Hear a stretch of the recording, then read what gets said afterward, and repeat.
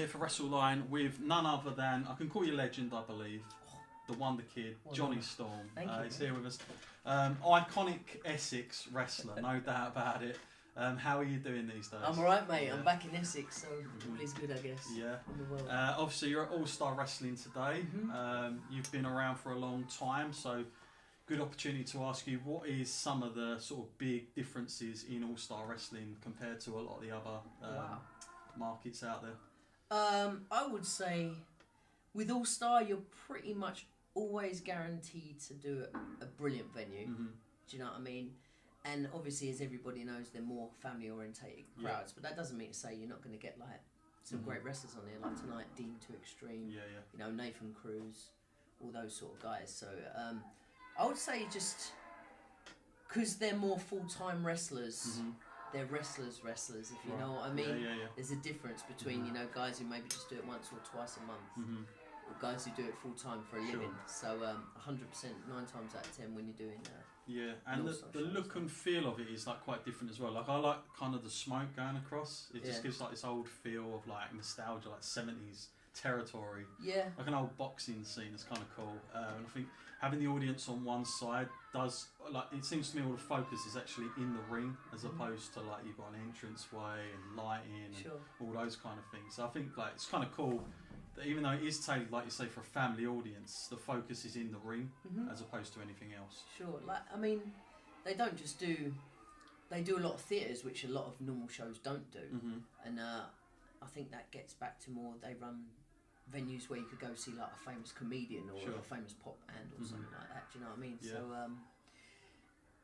like you say, when it is just on the stage, everyone's just focusing on the ring and that's it.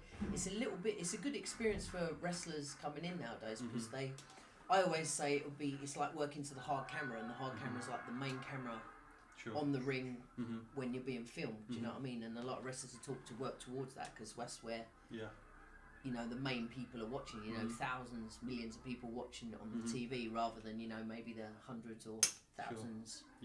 On the show. While you're here, I mean, great person to ask. And you know, some wrestlers in the UK have been a bit up and down where they sit on the fence with this, but British wrestling at the moment, do you see it's still in a boom period? Because a lot of people are saying, you know, it's NXT UK's come in, they've taken all that now, the steam's gone. Where do you sit with that as a person in the trenches? And obviously, you know, you're in and around it. Is it as doom and gloom as what people are saying, or is this just a little bit of negative? I don't think so. Like, as we all know, wrestling has cycles, right? It's always ups and downs. And I would say it is a down at the moment, but I don't personally see it as a down that's any different from any other down that we've had over the years and stuff like that. There's always talent coming up, and there's always talent coming through, and there's always like the veteran guys who will be around and stuff like that to help and learn and teach the guys coming through now. So I don't think it's a bad thing. I think it's a good time. Well, how many chances now are there for guys to get full-time contracts? Like when I started, it was almost zero. So like from that perspective, you can get a full-time job in wrestling a million times easier than, you know, 20 years ago. So that's surely a good thing for aspiring wrestlers to come up now. Absolutely. There'll always be British wrestling. Don't worry about that. But it's just, I don't think it's a bad thing. It's just, it is what it is, you know. Tendencies may be down a little bit, but that is the job, you know. It's not always going to be hits every time out. You can't work in front of 1,000 people every weekend, you know. That's the extremes of wrestling. You could be 1,000 people tonight, 2 people tomorrow. That's the job. Sure. And you were talking about teaching, just on that. Obviously, you're doing some stuff yourself now. Just want to tell us about that, and how is that, you taking on that role? Like, do you feel that's something you're quite natural at, like with the coaching stuff, or you've grown into it? Is that something you've always wanted to do? While I'm still active, obviously, it's nice to do it and stuff. I do enjoy doing it. I think it'll be probably more a role I'll do more full-time when I get out of wrestling. But no, I absolutely love seeing some of these guys coming through now. And I'm a big believer in you've either got it or you haven't. And you can, there's only so much you can teach if someone hasn't got it. It doesn't mean to say they can't wrestle or be on shows and stuff like that. But to have that thing, do you know what I mean? And you can naturally see it if someone's got it in a training session. I quite like seeing that. And the session I did today for the UBW school, they got some really talented guys and girls there. So, like I say, there's always going to be youngsters coming up, and there'll always be a British wrestling future. Is there anybody that's not well known now that you think is going to come along in the next couple of years that we should be looking at, that you see potentially? I could probably tell you 10 people. Yeah. Okay, but if I don't mention someone, they'll all start crying. Okay, you know what I mean? Let's not cause any. The future's safe. Cool, I would say. Cool, that's good.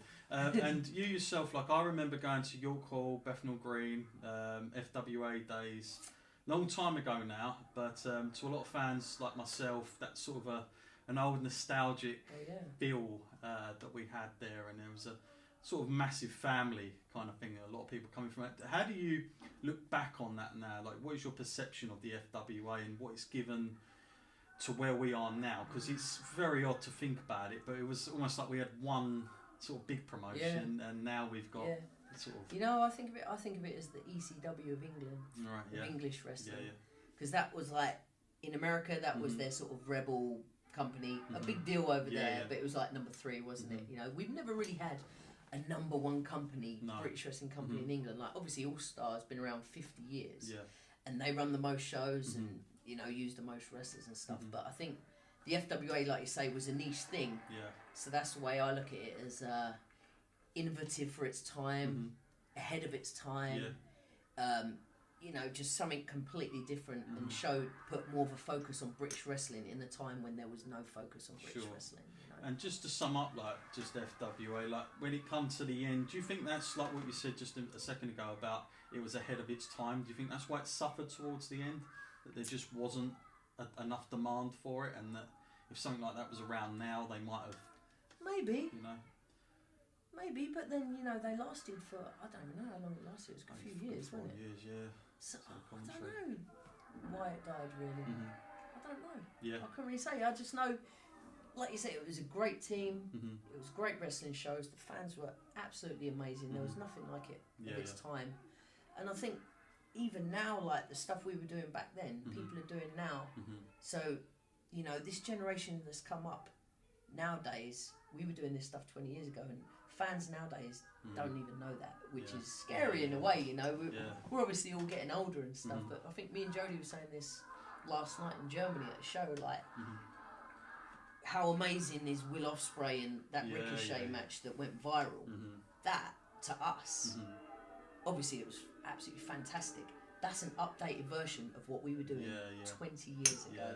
That's what I mean. That's amazing, why I say, right? Are you guys ahead of your time? Because if YouTube and social media had been a thing, 100%. You guys would have easily It gives me gone goosebumps, viral. man, thinking about it. Yeah, 100%. You know, you and Jody's matches, everyone was praising that. And the only time we really got to see something was like the revival shows and stuff like that. Got on I think Tommy Boyd. Promoting with it, as I recall.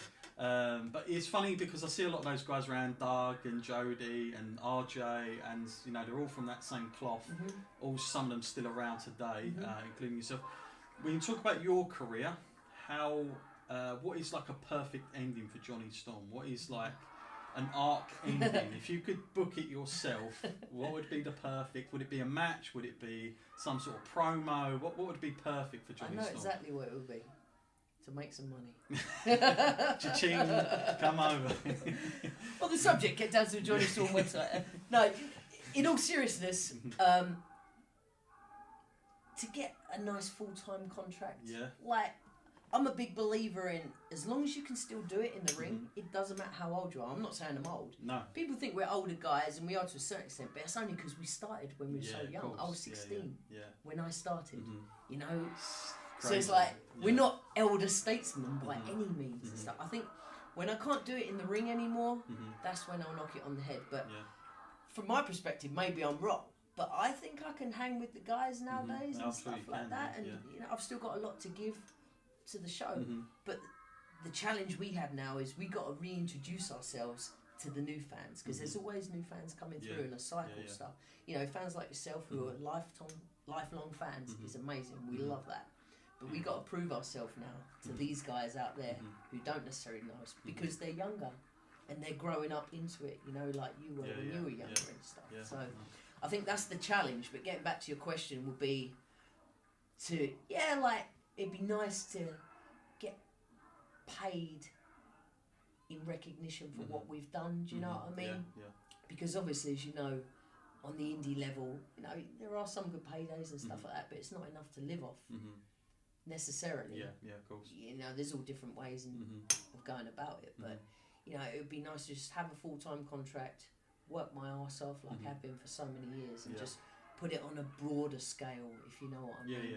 Like saying social media and stuff like that, just to, you know, everyone knows us sort of around the world, I guess, but like, and here we are still, you know what I mean, still at that level, showing everybody what we can do and getting paid to reflect the effort that we're doing.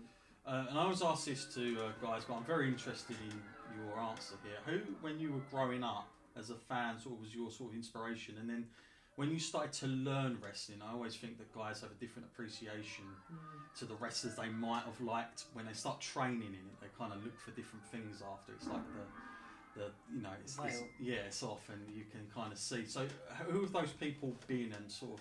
Well, as a fan, who are you like? I was obviously a big WWF fan at the time. I used to go to the hotels, meet the wrestlers after the shows and stuff. Yeah, man, dress up as Jeff Jarrett. Seen that one a few times, but I think being such a fan, I never really thought I could be a wrestler. But to your question, I was a Razor Ramon fan. If that helps more than a Shawn Michaels fan. As a wrestler, Shawn Michaels all the way, right? Not to say Razor isn't an amazing wrestler, which he is, but I can appreciate the talent. And what he does in the ring and how he does it and things like that. That's exactly what you're saying, you know, the veil being lifted. From a wrestler's perspective, you look more at the wrestlers, you know, someone you like to wrestle with, if it's comfortable, how it feels, how you gel together and stuff like that. That's a wrestler's perspective. Whereas to the fans, someone I get in the ring with and can't stand being in the ring with, to them, they're not going to know that. It's going to be a nice match or whatever, you know. It's just swings and roundabouts. And what sort of stuff do you keep in touch with, like WWE or now AEW's come along? I mean, it's quite a lot out there, but what is your sort of preference on viewings at the moment? What do you enjoy watching? I watched the AEW pay-per-view, the first one that they did, and I really enjoyed that. It was great to see guys like Pac and the Bucks doing their thing in that ladder match stuff. Amazing stuff. Like, we got the opportunity to work the Young Bucks at Ring of Honor last year, and that was a fantastic opportunity just to see, you know, as you get older, you get that little doubt in your mind, oh shit, maybe I can't do it anymore, but we had an amazing match with them, you know. Impact last year, we worked at LAX, amazing match with them as well, so like, we can still do this shit, you know what I'm saying? And it was all good, man. Like, I think AEW's fantastic for the business, I would say. I know it scares WWE or whatever everyone says. I don't think it scares them. Competition's good, they know that, but they've got to do what they got to do.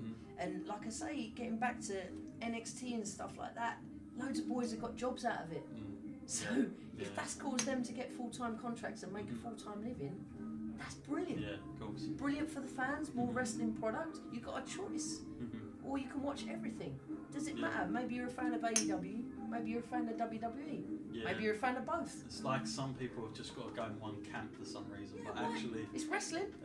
I mean, as older fans, we know WCW and WWE, when it was around, it was just, you watch both. You know, watch what you like, man. Like, you've got the choices there now. But it's a good time, I'm guessing, to be an active wrestler in there, because now contracts are becoming quite, you know, they've almost got to cap everybody down. It's almost like a talent pool of people coming in just to clamp them down. So it's probably a good time for them, because they're going to get clamped down in case they go but not for us. No, but I mean, you've got to get over there. You will be. Not for us. Maybe this is the way in. Can I get a contract, please, now? Well, I want to thank you for your time. Where can people find you on social media?